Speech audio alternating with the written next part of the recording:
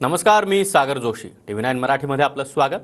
आणि बुलेटिनच्या सुरुवातीलाच बातमी आहे पाऊस पाण्यासंदर्भात. मुंबईसह उपनगरामध्ये रिमझिम पाऊस कोसळतोय. मध्य रेल्वे सध्या 10 ते 15 मिनिटं उशिरानं सुरू असल्याची माहिती मिळते. तर पश्चिम रेल्वे देखील 5 ते 10 मिनिटं उशिरानं धावते. तर हार्बर रेल्वेवर देखील 10 मिनिटं उशिरानं वाहतूक सुरू असल्याची माहिती आता मिळते. काल झालेला मुसळधार पाऊस आणि आज देखील मुंबईसह उपनगरामध्ये रिमझिम पाऊस कोसळतोय. रस्त्यावर देखील काही प्रमाणामध्ये पाणी साचायला सुरुवात झालेली आहे. मात्र रस्ते वाहतूक संथ गतीनं सुरू आहे.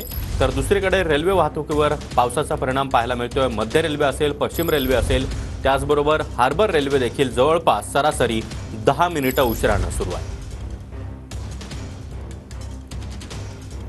तर मुंबईतील आज सकाळची ही काही दृश्य देखील आपण पाहतो आहोत. सकाळच्या सुमारास मोठ्या प्रमाणामध्ये रिमझिम पाऊस कोसळत असल्यानं वाहन चालकांना लाईट लावून वाहनं चालवावी लागली. आणि या संदर्भात अधिक माहिती देण्यासाठी आमचे प्रतिनिधी विशाल पाटील आपल्यासोबत आहेत. विशाल, सकाळपासूनच रिमझिम पाऊस, त्यामुळे रेल्वे वाहतुकीवर कुठेतरी परिणाम पाहायला मिळतोय.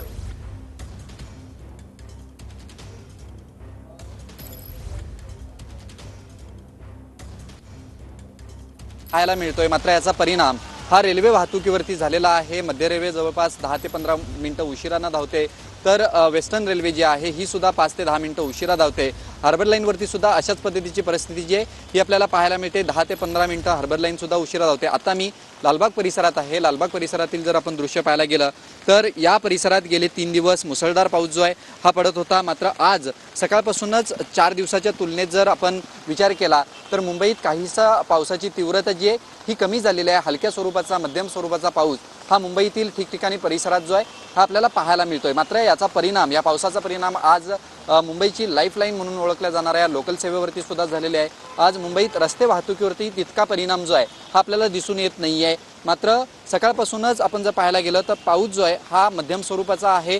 तरीसुद्धा हवामान खात्याकडनं येलो अलर्ट दिल्यानंतर महानगरपालिका असेल किंवा प्रशासन असेल हे अलर्ट मोडवरती आहे. अनेक ठिकठिकाणी NDRFच्या टीम सुद्धा तैनात करण्यात आलेल्या आहेत. नक्कीच विशाल, तुम्ही आपल्यासोबत राहात. तर मरीन